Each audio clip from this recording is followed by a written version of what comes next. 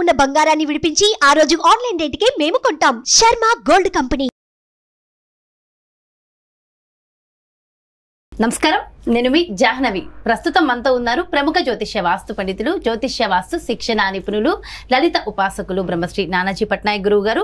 సూక్ష్మంలో మోక్షం ఈ ప్రత్యేక కార్యక్రమం ద్వారా మనకున్నటువంటి ప్రతి సందేహాన్ని ఎంతో చక్కగా నివృత్తి చేస్తూ ఉన్నారుగా గురువు గారు. మరి ఈ రోజు కూడా ఒక ప్రత్యేకమైన తిథికి సంబంధించి గురువు గారు మాటలు అడిగి తెలుసుకుందాం. నమస్కారం గురువు గారు. శ్రీమాత్రే నమః. అయితే గురువు గారు, ఇది చైత్ర మాసము, మన తెలుగు మాసాల్లో మొదటి మాసం. మొదటి మాసంలో వచ్చే మొదటి సంకష్టహర చతుర్థి.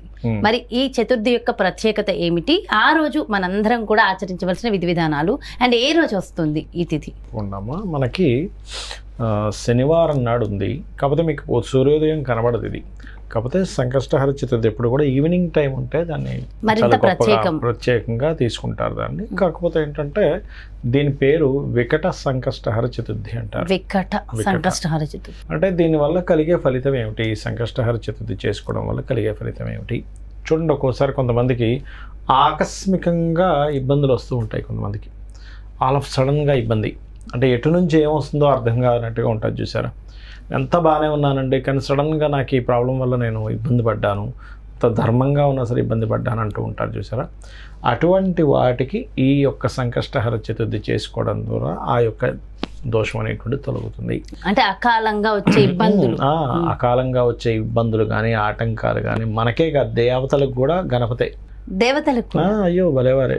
మన లలితాసహస్రనామాల్లో మనకి ఉంటుంది, కామేశ్వర ముఖాలోక కల్పిత శ్రీ గణేశ్వర అనేటువంటి నామం.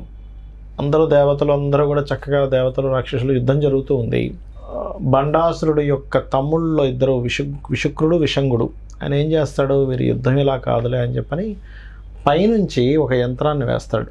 వేసినప్పుడు వీళ్ళల్లో ఒక తెలియని వైరాగ్యము, లేకపోతే మనం యుద్ధం చేస్తే మనకేమొస్తుందిలే, మహా అంటే బండాసురుడికి వస్తుంది లేకపోతే అమ్మవారికి వస్తుంది అనే ఒక ఆలోచనలోకి వెళ్ళిపోతారు.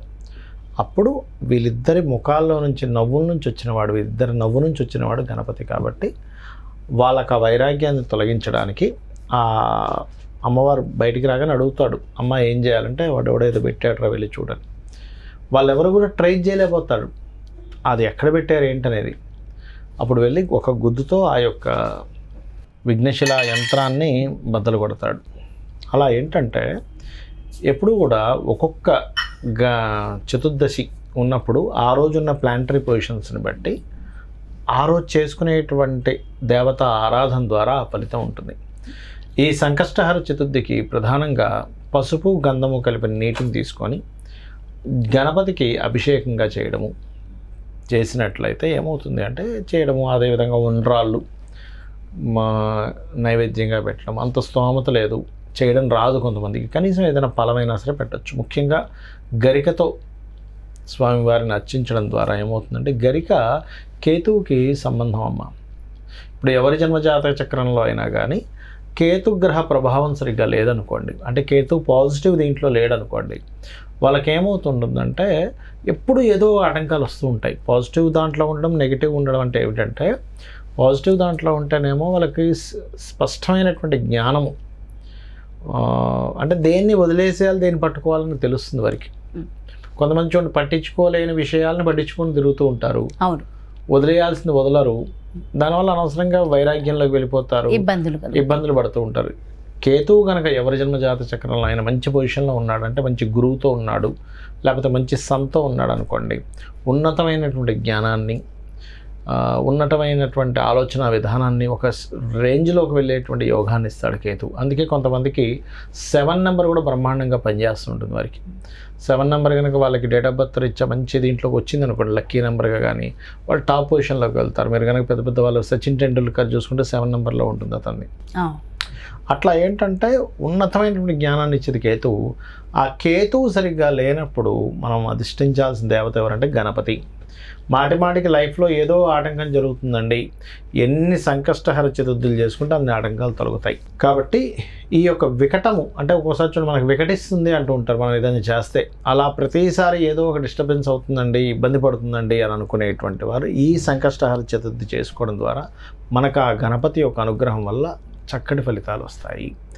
అదేవిధంగా చాలామంది అంటూ ఉంటారు, ఏమండి ఎన్ని సంకష్టహార చతుర్థులు చేయాలండి అంటూ ఉంటారు. నేను ఏమడుగుతానంటే, ఎప్పుడైనా సరే ఎవరైనా ఏమంటే నేను ఎన్నిసార్లు ఊపిరి పీల్చుకోవాలండి, నేను ఇంతకంటే ఇంక నేను శాలరీ తీసుకోనండి, నేను ఫ్రీగా చేస్తానండి ఎవరైనా అంటాడు ఆ జాబ్కి వెళ్ళి. నాకు ఇంకా ఎంత పెంచుతారండి, నా శాలరీ 50 ఇస్తున్నారు కదా, నాకు 60 చేయండి, వేరే వాళ్ళు ఆఫర్స్ ఇస్తున్నారు. లేకపోతే ఎక్కడికైనా వెళ్తే మీరు ఇలా చేశారు, అక్కడైతే ఇంకా బాగా ఫుడ్ పెట్టారంటారు. ఇంకా రకరకాల మనం అన్నిట్లో మనం ఇంప్రూవ్మెంట్స్ చూసుకుంటున్నాం.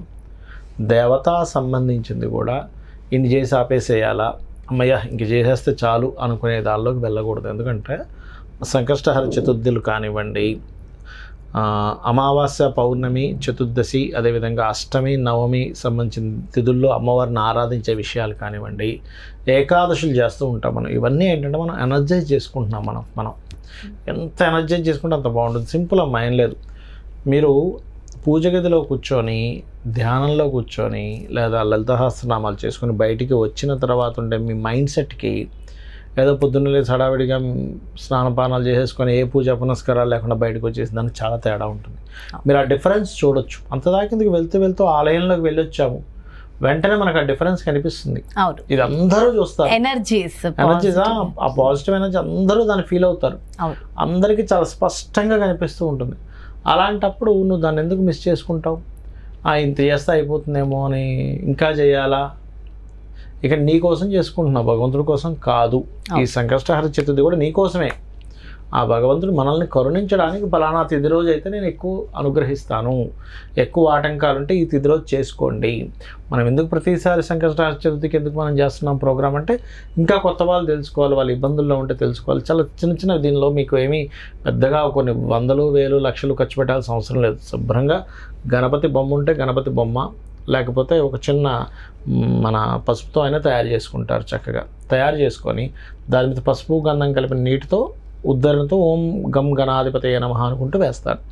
అది అయిపోయిన తర్వాత దాన్ని తీర్థంగా తీసుకోవచ్చు, ఇంట్లో జల్లొచ్చు. ఓం గం గణాధిపతయ నమః చేసుకుంటూ అది చేసి ఆ నీళ్ళని కొంచెం ఇంట్లో జల్లితే కూడా ఇంట్లో ఉండే నెగటివ్ ఎనర్జీ కూడా తగ్గుతుంది దానివల్ల. అది ఆ రోజు చేస్తే ఇంకా మరింత ఫలితం కలుగుతుంది. అవును, ఫలితం కలుగుతుంది. అది తీసుకెళ్ళి మొక్కలో కూడా వేయొచ్చు. ఆ నీటిని ఎక్కడ పడితే అక్కడ పడేయకూడదు. ప్రత్యేకంగా ఏమైనా నైవేద్యం సమర్పించవలసింది ఉంటుందా? ఒకటేనమ్మా, శాస్త్రాల్లో చెప్పింది ఏంటంటే, మీకు స్తోమత ఉంది, మీరు ఉండ్రాళ్ళు, కుడుములు ఏం పెడతారో పెట్టండి. స్తోమత లేదు, ఆర్థికంగా ఇబ్బందిగా ఉంది, లేదా శారీరకంగా మీరు ఆరోగ్యంగా లేరు, పెద్దగా చిన్న ద్రాక్ష పండు పెట్టినా స్వామివారు తీసుకుంటాడు. సో కాబట్టి భక్తితో ఏది మనం సమర్పించినా చాలా సంతోషం. మన కోసం పెడుతున్నాం, మన కోసం చేసుకుంటున్నాం. స్వామికి ఇవేమి లోటు కాదు ఆయనకి మనం పెడితేనే తింటాడా అనేది ఒకసారి ఆలోచించాలి. కాబట్టి మన కోసం చేసుకుంటున్నాం. అది చూసి ఆ ప్రసాదాన్ని ఆయన చూసింది మనం స్వీకరిస్తే మనకు మంచిది.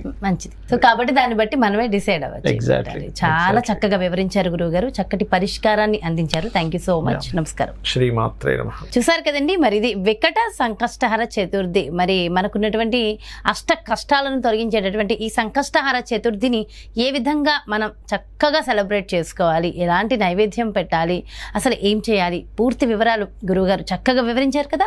మరో ప్రత్యేకమైన కార్యక్రమంతో మళ్ళీ మీ ముందుకు వచ్చేస్తాను. మరి అదేవిధంగా మీ యొక్క జాతకానికి సంబంధించి కానీ, లేదంటే మీ ఇంటి వ్యాపార వాస్తుకు సంబంధించి కానీ గురువుగారిని సంప్రదించాలి, అపాయింట్మెంట్ కావాలి అనుకుంటే వెంటనే క్రింద డిస్ప్లే అవుతున్నటువంటి నెంబర్స్కి కాల్ చేయగలరు. నమస్కారం. సుమన్ టీవీలో మీ పర్సనల్ అండ్ బిజినెస్ ప్రమోషన్స్ కోసం కింది నెంబర్కి కాంటాక్ట్ చేయండి.